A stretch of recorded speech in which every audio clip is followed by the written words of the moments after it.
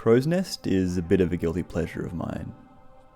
I've always been a fan of films or games set in one location, defending against an outside force or some monster stalking the halls.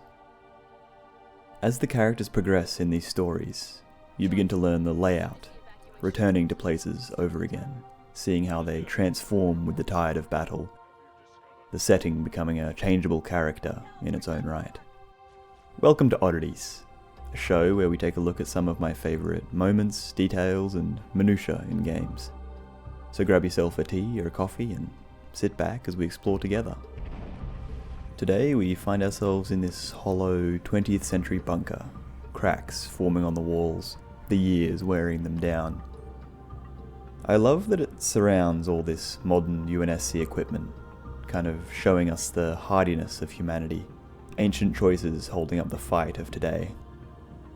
There's a bit of a lack of cable management. I'd worry about someone tripping, but it does give a sense of being on the back foot. Everyone here only just making do with what they have. We can find these panels locked behind a gate, an electrical warning above. At least someone is still worrying about safety. As we get closer to them, we can hear the threatening buzz. Nearby, there's stacks of servers, perhaps running battle simulations, transporting terabytes of information or backing up military files. It looks like the UNSC have retrofitted their own lighting down in the bunker here, the old lights far above sitting dark. I can't imagine those bulbs would have lasted the test of time. Have you ever thought about how prevalent cinder blocks were in this period of games? I feel like we never see cinder blocks anymore. I can almost feel the gravity gun calling for me. It's not apparent exactly what this leak here is. Likely condensation from the cave system falling from the roof. Or maybe we're below a body of water, it having wormed its way through the rock over the centuries. It actually looks like this cavern connects two bunkers, the command center and the hangar. I wonder if this cave system existed before the bunkers were constructed, or if the rock was mined away. Either way, it would offer great camouflage if the base kind of conforms to the natural architecture of this mountain. I've always loved how heavy these doors feel. These pistons squeal as they push it open. You can imagine just how much effort it would be to bash one down. I've never noticed these trailers before. One could assume they're pulled by warthogs or the forklifts we find lying around, but I would think these would have been carted around by those baggage tugs like the ones you see at airports. You could picture those zipping around the base in more peaceful times. With all these electrical appliances around, it's a wonder they're not killing more soldiers than the Covenant themselves. Do you think the UNSC has workplace health and safety standards? Do you ever wonder why these guys are here? Guess it'll just be one of the game's great mysteries. There's some water on either side of the hall here. It's quite uniform, so I wonder if they're actually meant to be here. Otherwise it could just be a limitation of the engine, and it's actually leaking from these pipes or vents here. Coupling all this water with the electrics, we might not even need the bomb at the end of this mission. There's this big ventilation shaft here. I wonder if this is for air purification or conditioning. I would have thought that'd be pretty bougie for a 20th century bunker to have, but then again, I'm not an expert. If anyone knows what this could be, let me know in the comments. We have the hangar here. These walkways that run under the landing pad, or I guess runway, could have been used for hangar staff to escape the force of aircrafts taking off. Or maybe they ran fuel lines and maintenance down here, easily able to access whatever sat above. These yellow claws above do look like they were used to hold vehicles in place while being worked on. It kind of looks like a shipyard or a dry dock. This back area is very red, and someone left their cigarettes in the corner. I think a health and safety representative would die if they saw this place. I hope whoever they belong to wasn't smoking next to these. Beyond the hangar, we can see the remains of the space elevator that is so present in the next mission. I love that the first act of Halo 3 is kind of based around its skeleton, following the path of destruction wrought by the Covenant. It's always given me a chill just how close this squad of brutes are to our op center, separated only by 2 walls and a short hallway.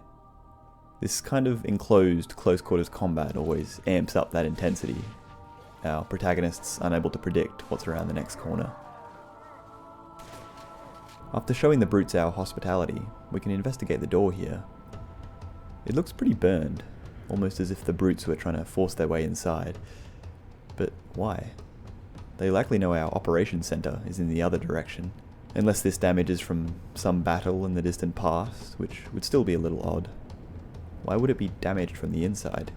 Another option could be natural rust and wear. The water flooding through the base might be rusting it. But knowing this place, someone probably tripped over a cable and blew up a generator. Beyond gameplay purposes, I wonder what this hole was. It drops us into a ventilation shaft, so it might be a maintenance hatch. But where's the ladder? I've always thought this was the easiest skull to find. I mean, there's an arrow on the ground, literally pointing to it. We have the barracks. The showers and toilets look fairly unused. Maybe some of the water leaking through the base was once connected to these. They look pretty dry. It looks to me like all these bunks were brought in by the UNSC themselves, rather than having been part of the original base. Perhaps they packed down into an easily transportable configuration, allowing the UNSC to quickly set up bases wherever possible. It would make sense with how much of that back foot they've been on the entire war. These people are sleeping with their heads right next to these electrical outlets. It almost makes me want to make a list of all this mission's workplace health and safety hazards. I don't think we have enough paper in our house though. Unless Halo's 20th century military used VTOLs like the Pelican, I'd imagine this landing pad here was for helicopters, able to quickly descend into the base to transport troops and supplies. I love how lonely this last segment feels as we head back to arm the bomb, the base having been evacuated, now belonging to our foes. It takes me back to that transformation of space I spoke of in the intro. We can see how, within these short few minutes, this base of ours, a place of safety and recovery, is so quickly turned into this horrific nightmare as we traverse the halls, deep behind enemy lines. You would think the UNSC wouldn't leave these weapons behind, but guns are heavy and I certainly wouldn't want to be lugging them with brutes on my heels. Back in this cavern, we can see how this architecture now serves this combat sequence. Before, it was a simple transitional area with some dialogue and a drone segment, but now we can see its clever design with these 3 levels to ascend our way up.